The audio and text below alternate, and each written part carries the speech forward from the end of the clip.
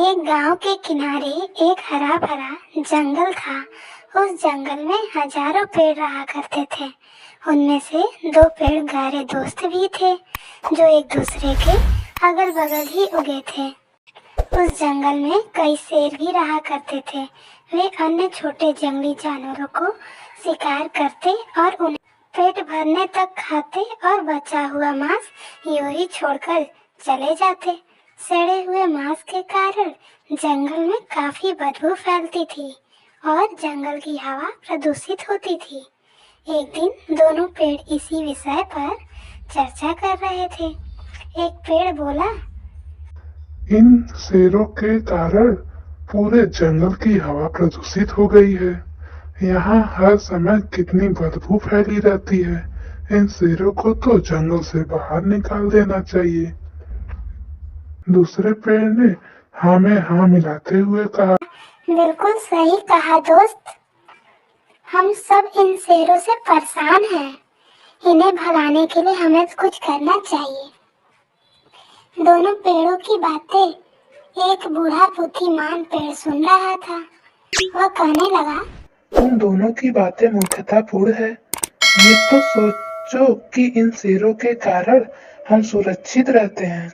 इनके डर से कोई लकड़हारा इस जंगल में लकड़ियां काटने नहीं आता।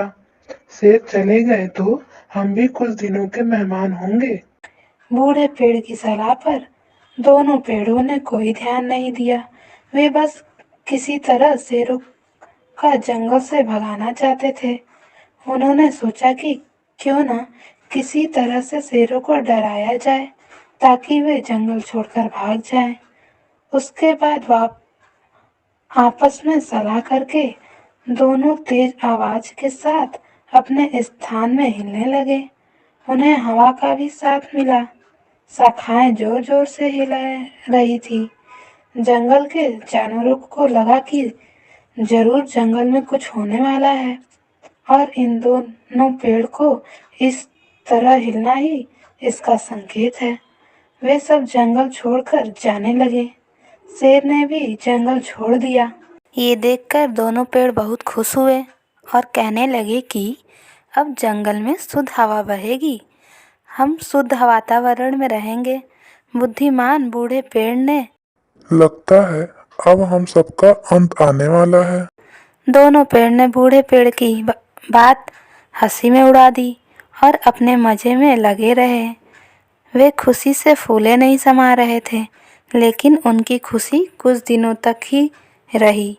जैसे ही गांव में बात फैल गई कि शेर जंगल छोड़कर चले गए हैं, कुछ लकड़हारे कुल्हाड़ी लेकर जंगल पहुंच गए। अब उन्हें शेरों का कोई डर नहीं था। वो बिना किसी डर के पेड़ को काटने लगे। ये देख दोनों पेड़ बहुत डर गए और सोचने लगे कि उन्हें बूढ़े पेड़ की बात मान लेनी चाहिए थी, मगर अब वे कुछ नहीं कर सकते थे।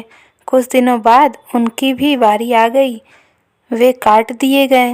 तो बच्चों, आपको इस कहानी से यह सीख मिलती है कि बिना सोचे समझे कोई कार्य नहीं करना चाहिए। किसी भी कार्य को करने के पूर्व परिणाम के बारे में अवश्य विचार कर लेना चाहिए।